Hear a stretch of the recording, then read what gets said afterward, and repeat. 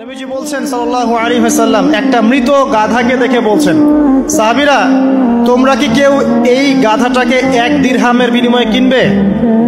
কান কাটা মৃত গলে আছে, এই গাধাটাকে কিনবা 1 দিরহাম দিয়ে? সাহাবীরা বলছেন, মাংনা দিলেও তো কিনবো না। ইয়া রাসূলুল্লাহ, যদি ফ্রিও কেউ দেয়, বিনামূল্যে দেয়, তাও তো নিব না। তখন নবী সাল্লাল্লাহু আলাইহি ওয়াসাল্লাম বলছেন, এটাই হচ্ছে আল্লাহর কাছে দুনিয়ার এক্সাম্পল। ওই মৃত গাধা তোমাদের কাছে যতটা না ইম্পর্টেন্ট, যতটুকু মূল্য রাখে, আল্লাহর কাছে এই দুনিয়া তার চেয়েও কম মূল্য রাখে। তো এই দুনিয়াতে তো সব ফয়সালা হবে না। আমরা তো হতাশ হয়ে যাই না যে দুনিয়াতে এমন কেন, এটা কেন, ওইটা কেন। দুনিয়া এটারই জায়গা। দুনিয়া সবকিছুর কনক্লুশনের জায়গা না, সবকিছুর পরিসমাপ্তির জায়গা হচ্ছে কিয়ামতের মাঠ। ওই দিন যে সফল সে সফল, যে ব্যর্থ সে ব্যর্থ। দুনিয়ার বাড়ি গাড়ি, স্ট্যাটাস, চাকরি বাকরি, ইজ্জত সম্মান, এটা সাফল্য ব্যর্থতার মানদণ্ড নয়, চূড়ান্ত মানদণ্ড নয়। চূড়ান্ত মানদণ্ড কি? ফামান যুহজিহা আনিন নার ওয়া উদখিলাল জান্নাহ ফাকাদ ফাজ। যাকে জাহান্নাম থেকে বাঁচানো হবে, জান্নাতে প্রবেশ করানো হবে, পুলসিরাত পার হতে পারবে, এই একমাত্র ব্যক্তি সফল। সাফল্যের সংজ্ঞাটা জেনে রাখবেন, তাহলে আপনি দুনিয়াতে হতাশ হবেন না ইনশাআল্লাহ।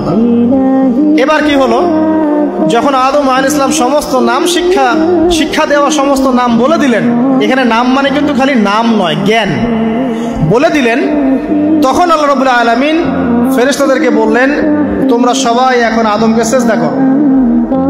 ওয়া ইয কুলনা লিল মালাইকাতি ইসজুদু লি আদম। আল্লাহ পাক এবার বলছেন, আমি সমস্ত মালায়েকাকে বললাম তোমরা আদমকে সিজদা করো।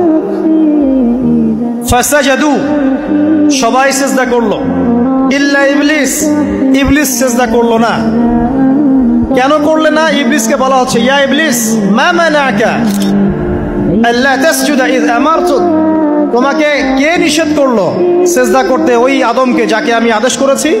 কে নিষেধ করলো? তখন ইবলিস বলছে, খলাকতানি মিন নার ওয়া খলাকতাহু মিন তিন। আমাকে সৃষ্টি করেছেন আগুন দিয়ে, আর আদমকে সৃষ্টি করেছেন মাটি দিয়ে, আমি কিভাবে তাকে সিজদা করতে পারি?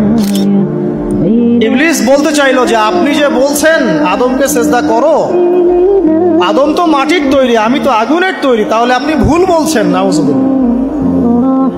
আগুন কেন মাটির সামনে নত হবে? মাটি আগুনের সামনে নত হওয়া উচিত। তার কেয়াস হচ্ছে এমন। কেয়াস মানে কি? তার এটা কি? হ্যাঁ, তার এটা যুক্তি, তার এটা যুক্তি এবং দর্শন যে আমি কেন তাকে সিজদা করব? আমি তো আগুনের তৈরি, আর আদম হচ্ছে মাটির তৈরি। তো খলাকতাহু মিন নার ওয়া খলাকতানি মিন তিন, খলাকতানি মিন নার ওয়া খলাকতাহু মিন তিন। আমাকে সৃষ্টি করেছেন আগুন দিয়ে, আদমকে সৃষ্টি করেছেন মাটি দিয়ে। আবা ওয়াস্তাকবারা, আল্লাহ পাক বলছেন সে উদ্ধত হলো এবং অহংকার প্রদর্শন করলো। আর আল্লাহ পাক অনেক কিছু মাফ করে দেন, কিছু কিছু বিষয় আল্লাহ পাক মোটেই পছন্দ করেন।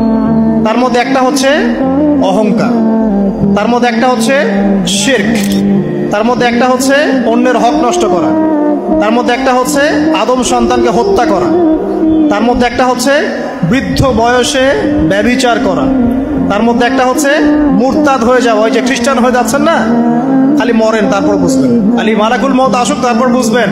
আল্লাহ রাব্বুল আলামিন বলছেন তার রাসূলের মাধ্যমে, কেউ যদি সাক্ষ্য দেয় আল্লাহ ছাড়া কোনো মাবুদ নাই, মুহাম্মদ সাল্লাল্লাহু আলাইহি ওয়াসাল্লাম শেষ নবী, ঈসা ইবনে মারইয়াম আল্লাহর প্রেরিত নবী, আল্লাহর পুত্র নন, জান্নাত সত্য এবং জাহান্নাম সত্য, এই 5টা বিষয় যদি কেউ সাক্ষ্য দেয়, ইনশাআল্লাহ সে জান্নাতে যাবে, তার আমল যেমনই হোক না।